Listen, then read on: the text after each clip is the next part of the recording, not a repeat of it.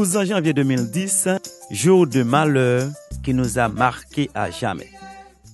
Des gravats naissaient l'espoir d'une nouvelle Haïti. 5 ans plus tard, Haïti a changé. Mais pour nous les plus pauvres, la vie est devenue plus dure. Néanmoins, c'est avec nos propres forces que nous continuons à nous battre. Le 12 janvier 2010 nous a apporté le malheur et puis a soulevé beaucoup d'espoir.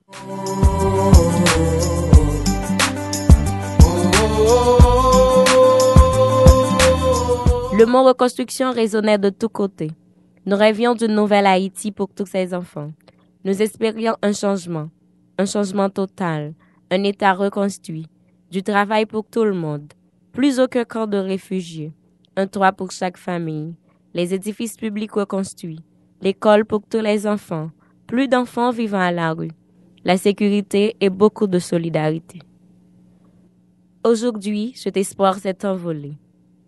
Beaucoup de promesses nous ont été faites, mais l'aide n'est pas arrivée partout. Après le 12 janvier, je me suis dit que la vie s'arrêtait. Mais quand j'ai vu l'aide internationale arriver, j'ai repris espoir. Des personnes sont venues chez moi annonçant que nous recevrions quelque chose. Elles nous ont demandé nos noms, combien nous étions dans la maison, combien d'argent nous dépensions par jour. Je pensais qu'elles nous donneraient du travail, mais elles ne sont pas revenues. On m'a demandé d'aplanir un terrain pour y construire ensuite une maison. J'ai préparé la terre, mais je n'ai plus vu personne revenir chez moi.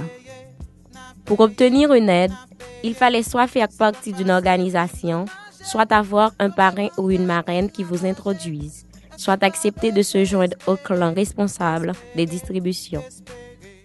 Des choses ont changé, mais tout le monde n'en profite pas. On est en train de reconstruire des édifices publics, mais ce n'est pas nous, les plus pauvres, qui travaillons sur ces chantiers. Des viaducs sont en construction, des plages sont réaménagées, on fait des aéroports et pourtant nous sommes toujours dans la misère. On ne peut pas dire qu'il n'y a pas de changement. En effet, amortissant, quelques quartiers populaires ont changé de visage. Des chemins ont été tracés reliant un quartier à l'autre. De belles marches d'escalier facilitent les déplacements. Un éclairage public a été installé. Un espace a été aménagé pour collecter les déchets. Une citerne d'eau a été construite, sans oublier l'aménagement d'un beau parc. Et quelques familles ont obtenu un abri préfabriqué de 16 mètres carrés. Certains, hélas, commencent déjà à pourrir. Au lendemain du tremblement de terre, beaucoup de personnes avaient trouvé refuge dans les camps de regroupement. L'Organisation internationale de migration OIM a sorti la plupart d'entre elles en leur donnant une somme d'argent. En réalité, l'argent reçu ne couvre qu'une année de loyer, ce qui fait que des personnes se retrouvent de nouveau à la rue, faute de pouvoir repayer un loyer. Le tremblement de terre de 2010 nous a marqués à vie. Aujourd'hui encore, certaines personnes réagissent au moindre bruit suspect et sont prêtes à s'encourir. Le tremblement de terre nous a décomplexés. Nos comportements ont changé. Ma maison s'est effondrée. J'ai été obligée d'aller dormir chez des voisins. Je n'avais pas l'habitude de dormir avec d'autres personnes. Avant, c'est quelque chose que je n'aurais pas accepté. J'ai aussi appris à parler aux autres, à être à l'aise avec eux. Tout le monde se retrouvait dans la rue. Nous mangions ensemble. Une bonne entente régnait entre nous.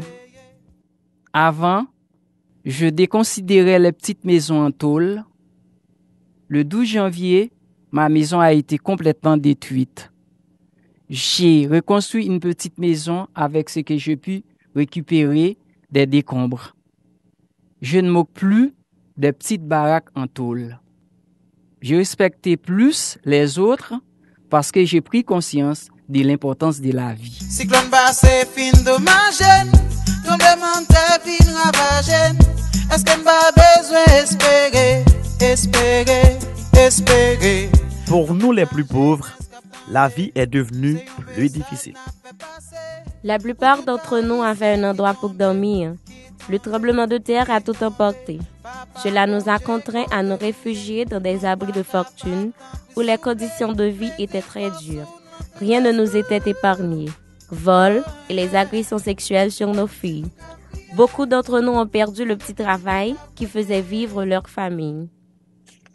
Le centre-ville où beaucoup de familles trouvaient de quoi se débrouiller ne fonctionne plus de la même manière. Beaucoup de dépôts ont été détruits et ont rouvert ailleurs. L'insécurité a pris des proportions telles qu'il est dangereux de fréquenter les gros marchés comme celui de Croix-des-Bossals. Pourtant, pour nous qui vivons dans de grandes difficultés, c'est dans ces marchés que nous trouvions de quoi nourrir nos familles. De nos jours, les marchands ambulants trouvent moins de clients parce que les gens ont moins d'argent pour acheter. Alors, elles s'épuisent parcourant des kilomètres avec leur lourd panier sur la tête. Et puis, il y a le choléra apparu quelques mois après le tremblement de terre qui est venu encore nous compliquer la vie. La solidarité qui existait avant et qui s'est manifestée de manière exemplaire au lendemain du tremblement de terre n'est aujourd'hui plus du tout ce qu'elle était alors. Envoyer nos enfants à l'école, nous pouvons dire que c'est un véritable casse-tête. Il y a toujours plein d'obstacles à franchir pour que nos enfants soient convenablement scolarisés. Nous pensons qu'une des causes de cette situation devenue si difficile, c'est que l'État n'a pas mis en place les structures permettant de mettre le doigt sur tout ce qui va mal dans les pays. Il n'y a pas de programme qui permettent aux plus pauvres de réellement participer.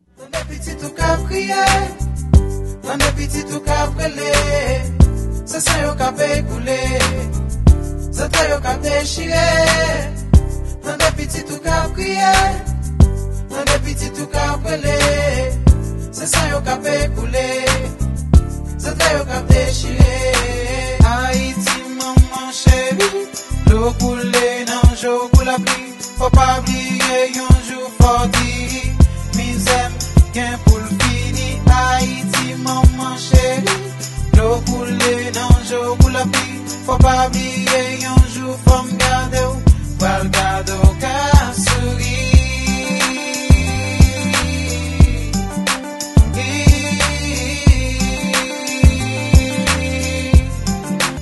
Haïti crasé coup mirage Jéricho. C'est dans tout pays drame ça fait écho. De janvier pas mourir son monde nouveau. Tout doit c'est pour bon Dieu lever dans le pivot. Nous nous battons sans relâche, sans reprendre un souffle. Nous n'arrêtons pas de nous battre. C'est la plus grande âme que nous ayons.